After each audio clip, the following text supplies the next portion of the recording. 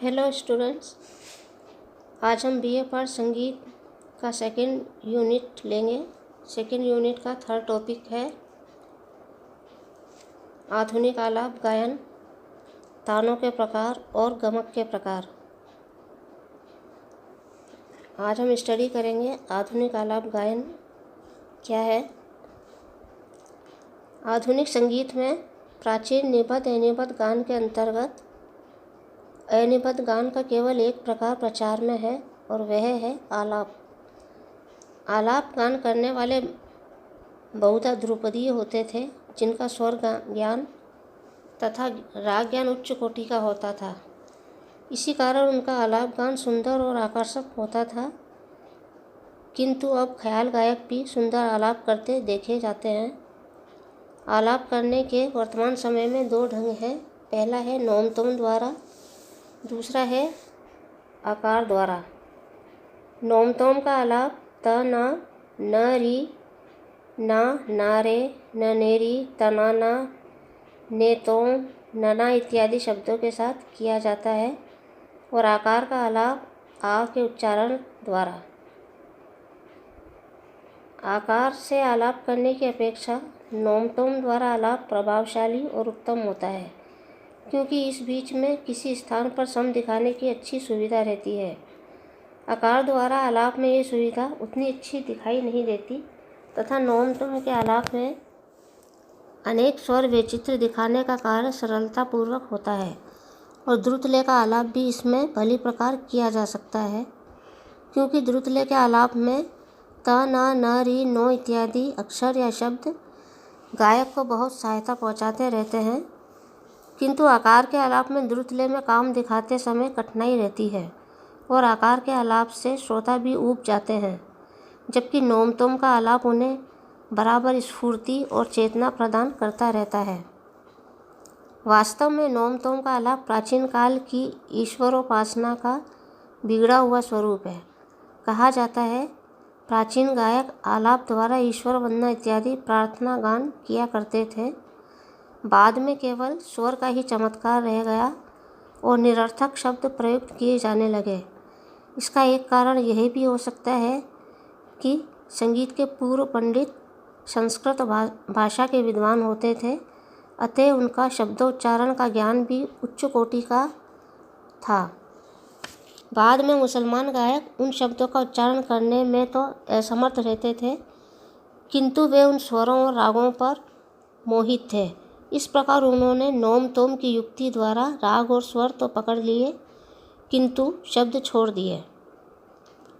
गायक प्राय पूरे आलाप को चार भागों में बांटते हैं। पहला है स्थाई, दूसरा अंतरा, तीसरा संचारी तथा चौथा है आभोग। पहले स्थाई का भाग लेकर आलाप प्रारंभ करते हैं। स्थाई में पहले षड्ज लगाकर वादी स्वर का महत्व दिखाते हुए पूर्वांग में आलाप चलता है। शुरू में कुछ मुख्य स्वर समुदायों को लेकर फिर एक एक नया स्वर अपने स्वर समुदायों में जोड़ कर वे मध्य स्थान के पंचम, धैवत और निषाद तक जाते हैं। फिर तार षड्ज को छूकर नीचे मध्य षड्ज पर आकर स्थाई समाप्त करते हैं। स्थाई भाग का आलाप अधिकतर मंद्र और मध्य सप्तकों में ही चलता है। दूसरा भाग है अंतरा। इसके बाद मध्य सप्तक के गंधार या पंचम स्वर से अंतरा का भाग शुरू करते हैं और तार सप्तक के षड्ज पर पहुंचकर अनेक प्रकार के काम दिखाते हैं, अर्थात इस स्थान पर विभिन्न ताने विभिन्न प्रकार से वहीं समाप्त करते हैं। फिर धीरे धीरे उतरते हुए मध्य षड्ज पर आकर मिल जाते हैं। इसमें मीण और कंपन का काम भी खूब दिखाते हैं। आलाप का तीसरा भाग है संचारी। तीसरा भाग संचारी का आता है। इसे प्राय सा मा प इनमें से किसी भी स्वर से आरंभ करके मध्य पंचम या मध्य षड्ज पर ही आकर समाप्त किया जाता है। क्योंकि संचारी में प्राय तार सप्तक के काम नहीं दिखाए जाते, संचारी में गमकों का प्रयोग अधिक दिखाई देता है, क्योंकि संचारी में स्थाई भाग की पुनरावृत्ति भी संशोधित रूप में हो जाती है। संचारी के बाद फिर स्थाई का आलाप नहीं करते, बल्कि एकदम आभोग प्रारंभ कर देते हैं।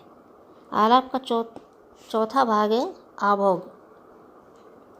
आभोग का विस्तार प्राय अंतरा के विस्तार के समान ही करते हैं, अतः अंतरा की पुनरावृत्ति का ही संशोधित रूप समझा जाए तो अनुचित नहीं है। इसमें तीनों सप्तकों का प्रयोग किया जा सकता है और तार सप्तक में गायक अपने गले के धर्मानुसार जितना ऊंचा चाहे जा सकता है। इसमें अतिरिक्त द्रुत लय हो जाती है। आलाप में लय की गति किस प्रकार रहती है? लय की दृष्टि से उपर्युक्त 4 भागों के आलाप में इस प्रकार चला जाता है। पहला, स्थाई में विलंबित लय के साथ आलाप चलता है। दूसरा, अंतरा में आलाप करने का समय आता है तो मध्य लय कर दी जाती है और तानों का प्रयोग प्रारंभ कर दिया जाता है। बीच बीच में छोटी छोटी तानों की सहायता से आलाप के काम में सुंदरता पैदा की जाती है और तीनों सप्तकों में आलाप का काम दिखाकर स्थाई और अंतरा दोनों के काम इस भाग में दोबारा दिखाए जा सकते हैं। तीसरा भाग, संचारी भाग में लय द्रुत हो जाती है और तीनों सप्तकों में गमक तथा लयकारी का प्रदर्शन करते हुए आलाप चलता है।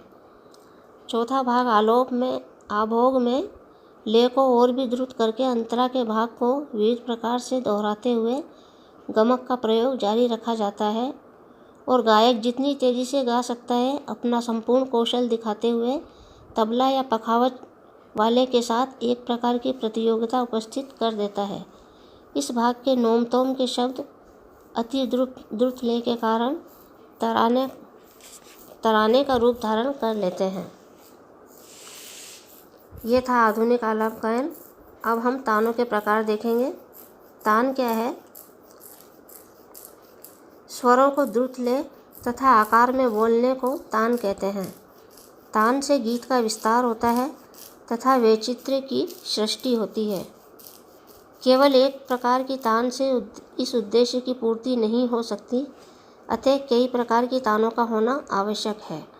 तानें कई प्रकार की होती हैं, जैसे सपाट तान, शुद्ध तान, बोल तान, कूट तान, मिश्र तान, अलंकारिक तान, छूट की तान, दानेदार तान, गमक की तान, लड़न तान, फिरत तान, जबड़े की तान।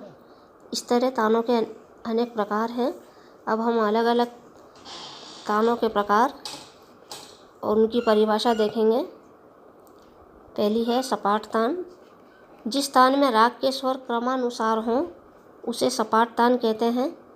जैसे वृंदावनी सारंग में नीसा रेमा पानी सारे सानी पामा रेसा नीसा। दूसरा है शुद्ध तान। किसी भी राग के आरोह अवरोह के अनुसार तान बोलने को शुद्ध तान कहते हैं। जैसे जौनपुरी राग में सारे म प ध नी सारे सानी ध प म ग रे सा। कुछ रागों में शुद्ध और सपाट तानें दोनों एक होती हैं। इसका कारण यह है कि उनका आरोह अवरोह ही सपाट होता है, जैसे जौनपुरी, वृंदावनी सारंग, भीमपलासी इत्यादि। कूट तान। जिस तान में स्वर क्रम से अर्थात सपाट न होकर टेढ़े मेढ़े हों उसे कूट तान कहते हैं। जैसे सा ग रे म ग प रे ग रे म ग रे सा। मिश्र तान। शुद्ध और कूट तानों के मिश्रित रूप को मिश्रित तान कहते हैं। जैसे सारे म प ध प म प म रे सा। नेक्स्ट है अलंकारिक तान। जब कोई तान किसी अलंकार का रूप धारण करती है तो उसे अलंकारिक तान कहते हैं। जैसे सारे ग रे ग म ग म प म प ध नी ध नी सा। नेक्स्ट है छूटकी तान। जब कोई तान झटके के साथ ऊपर से नीचे को आती है और नीचे से ऊपर को जाती है तो उसे छूट की तान कहते हैं। जैसे ग ग रे सानी ध प म ग रे सा। नेक्स्ट है दानेदार तान। जिन तानों में कर्ण का प्रयोग होता है वे दानेदार तान कहलाती हैं। नेक्स्ट बराबर की तान। जब कोई तान गीत के बराबर की लय में ली जाती है तो उसे बराबर की तान कहते हैं। नेक्स्ट है गमक की तान। जिनमें गमक का प्रयोग हो वे गमक की तानें कहलाती हैं। नेक्स्ट लड़ंत की तान।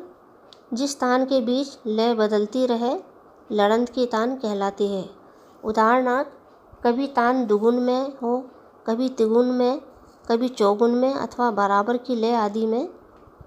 इस प्रकार की लयकारी की तानों व बोल तानों में तबला संगति की गुंजाइश रहती है। नेक्स्ट है फिरत की तान। जब कोई तान कुछ सीमित स्वर समुदाय के अंदर घूमती रहे तो उसे फिरत की तान कहते हैं। जैसे गामा पा मा, गामा पा पा, गामा पा गा, मा पा, गामा पा मा गामा, ग रे सा। नेक्स्ट है जबड़े की तान। उपर्युक्त तानों में से कोई भी तान जबड़े से उच्चारित की जाती है तो उसे जबड़े की तान कहते हैं। बोल तान। जिन तानों में तान के साथ साथ गीत के बोल भी मिलाकर विलंबित, मध्य और द्रुत लय आवश्यकता अनुसार ऐसी तीनों लयों में गाए जाते हैं वे बोल तान कहलाती हैं।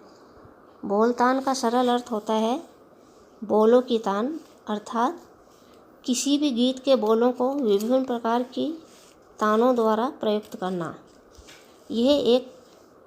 यह प्रकार गायन में बड़ा मधुर प्रतीत होता है। राग के स्वरों के माध्यम से गीत के बोलों का उच्चारण करते हुए आलाप करना बोल बनाना कहलाता है। वह लय में सुंदर अलंकारों व पलटों के साथ इन्हीं बोलों को बोलतान कहते हैं। बोल बनाते समय इस बात का ध्यान रखना पड़ता है कि किस बोल पर अधिक जोर देना है, कौन से स्वर समुदाय अधिक प्रयोग करने हैं। लय का ध्यान रखते हुए बोलतान 3 प्रकार की हो सकती है। पहला है ठा की बोलतान, दूसरा है दुगुन की बोलतान, तीसरा है चौगुन, आड़ आदि लयों की बोलतान। कभी कभी एक ही बोलतान अनेक लयों में गाई जाती है, वह स्पष्ट तान के साथ समाप्त की जाती है। इस प्रकार बोलतान में अनेक लयकारियों तथा चमत्कार सुनने को मिलते हैं तथा साथ ही तबले पर भिड़ंत भी देखने को मिलती है। तो ये थे विद्यार्थियों तानों के प्रकार। अब हम अगले लेक्चर में गमक की परिभाषा और गमक के प्रकार लेंगे। धन्यवाद।